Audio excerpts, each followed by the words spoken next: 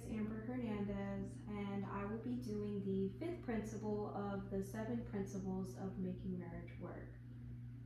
The fifth principle is solve your solvable problems. This principle focuses on the importance of addressing and resolving conflicts in a thoughtful and collaborative manner. According to Gottman, there are 2 types of problems in a marriage, which are perpetual and solvable. Perpetual problems are more complex, while solvable problems are more straightforward. This principle teaches married couples new ways to approach and settle a conflict. So, before we continue, let me introduce Mary.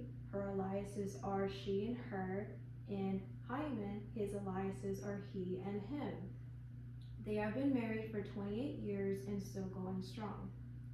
Just like any married couple, they've had their ups and downs. They have 2 kids, a daughter and a son, ages 27 and 6 years old.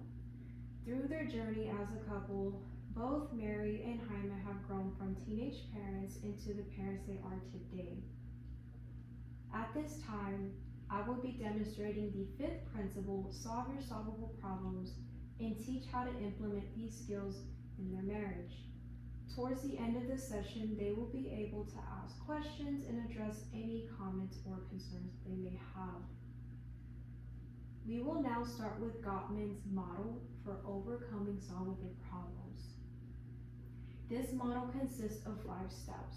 The first one is soften your startup. 2, learn to make and receive repair attempts. 3, soothe yourself and each other. 4, compromise. And 5, dealing with emotional injuries. Overall, the principle, solve your solvable problems, boils down to having good manners. Beginning with the first step, soften your startup. Softening your startup is when a couple discusses a conflict in a gentle and non-critical tone.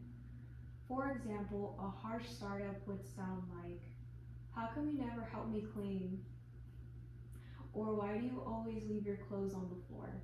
Instead of using you can express your feelings and needs by using I statements. So in the example, how come you never help me clean? You will say, I feel like the house is messy these days. Could you help me clean during the weekends? In this statement, you are not criticizing your partner. Rather, you are communicating your concern and then asking what you need. When we use soft startups, we are more likely to be receptive and understanding. Taking responsibility is the most important component with the soft startup. A soft startup has 4 parts. I share some responsibility for this. Here's how I feel about a specific situation, and here's what I need. So the example, why do you always leave your clothes on the floor? You would say, I notice we leave our clothes on the floor. It stresses me out when it's a mess. Could we keep them in the dirty basket? So again, be polite, be clear and about your needs, and don't bottle them up, if that makes sense. The second step is learn to make and receive repair attempts. A repair attempt are things that we say, like a statement or action to keep a problem from escalating. In a healthy marriage, couples use humor. They apologize or showing affection. If you two feel tension or feel that things are getting serious, using one of these mechanisms can elevate that. Moreover, when we learn to put the brakes on an incoming situation, we can step back and look at it from a clear perspective. These phrases can sound like, how can I make this better? Or, let me try again. Every couple is different, so maybe y'all already have y'all's own way of, coping and making sure that things don't blow out of proportion. So if a repair attempt doesn't work, sometimes it's best to cool off before regrouping again. Repair attempts comes with experience. So like in newlywed couples, there's a lot of trial and error. So you're getting to know your partner, how they react, and what you can do if an argument arises.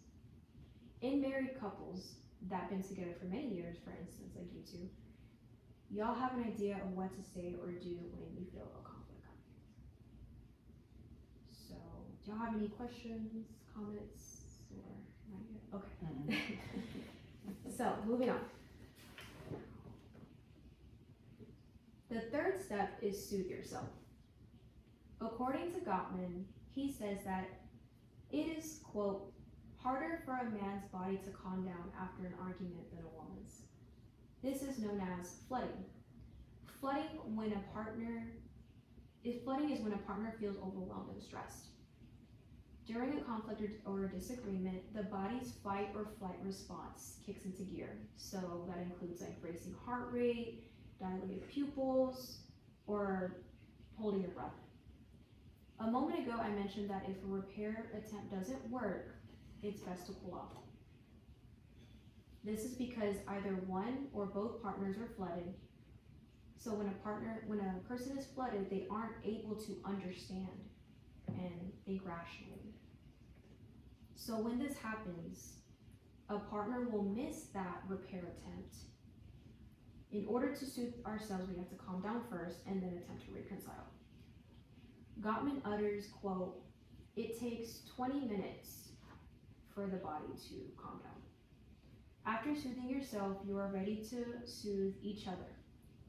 When two partners are ready to talk, they will do things or say things that they don't mean.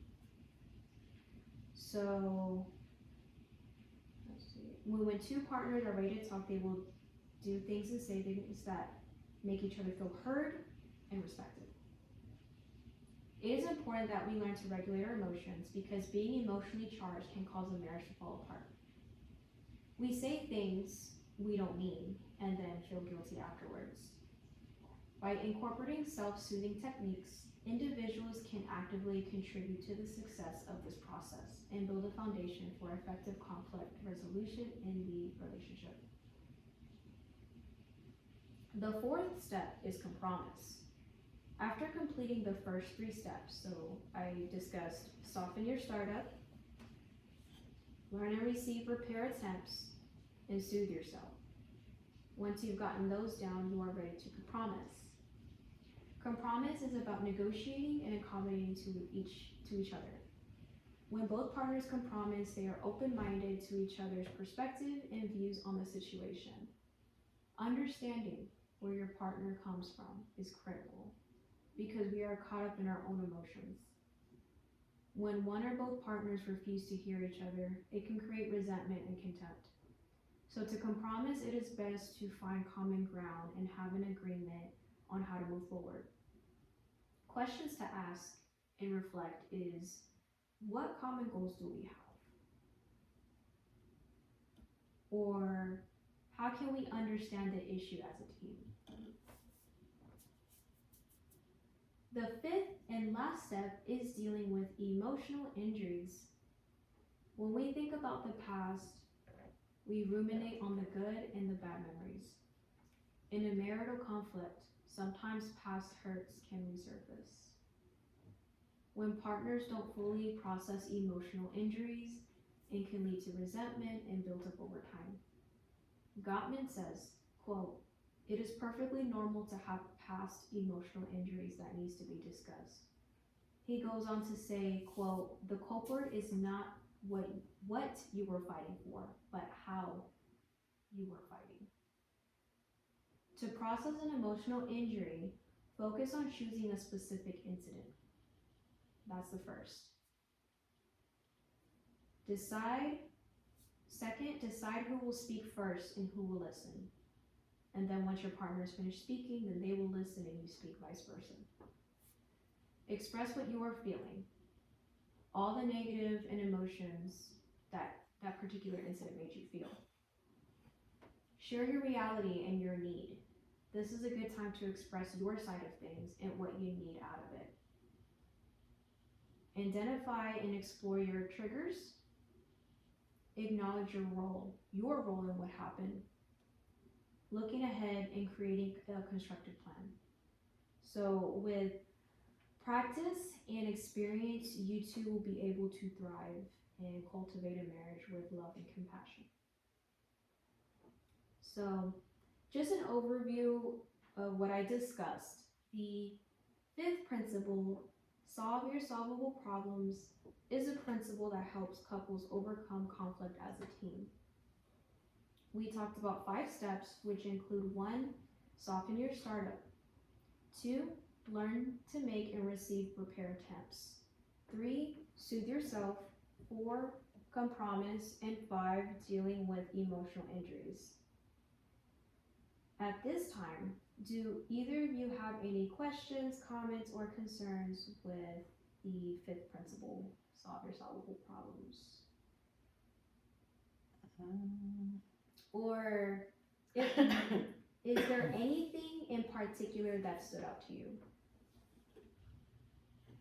I guess when you say when there's a situation going on, that it's better just to calm down before even trying to discuss anything, because then you're just yelling and saying stuff out of anger. Right. And so with that, when that happens, yes, it is best to separate, like, cool off, because when we're cooled off and we're in the right state of mind, then we're able to think things rationally, and we're able to, forgive one another and actually listen to each other. What about you, Dan? Huh?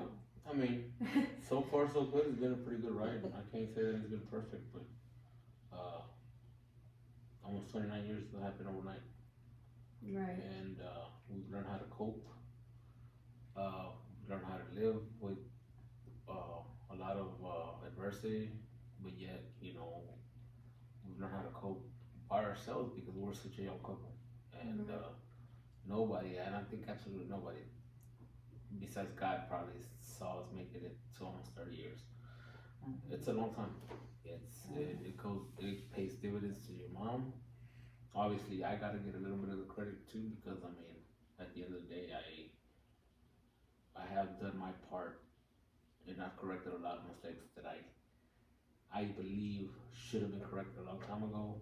But now I feel confident moving forward that we're in a better place as a couple. Because I mean, you don't act the same way when you're 17 when you're 45. For sure, yeah. I mean, So y'all are in high school, so y'all came a long way, and a lot of ups and downs, a lot of bad and good, but in the end, like, what's important is that y'all still love each other, and y'all like made it through, you know? So that's what's important, and also just forgiving each other. And because I know sometimes we can be caught up with past things, but in the end, like, it's good that y'all have, like, y'all already know each other's triggers, you already know, like, what to do when these things happen. But yeah. Yeah, you just learn as you go as situations happen, because you don't know everything at all, or you don't have everything solved. I mean, something happens and you deal with it at that moment. Yeah, because there's not a handbook when it comes to being a parent. There's not a handbook to being a spouse. So for sure, yeah. It comes with the territory. There's still a lot of stuff that your mom and I have to learn as a couple. But being as it may, I mean, I can literally say that it's a slam dunk when it comes. Very satisfactory to me to know and to realize that when nobody gave it a chance, we made it way past a lot of people's expectations. Because I mean, like I said, once again, I reiterate, don't want to sound like a broken record, but going on 29 years is very admirable from her point to my point, and being where we're at. It's a big satisfaction in my heart and in my mind. Alright, so this is the end of the Gottman mock session. So thank y'all so much for listening and participating in this presentation. So I will now stop the recording.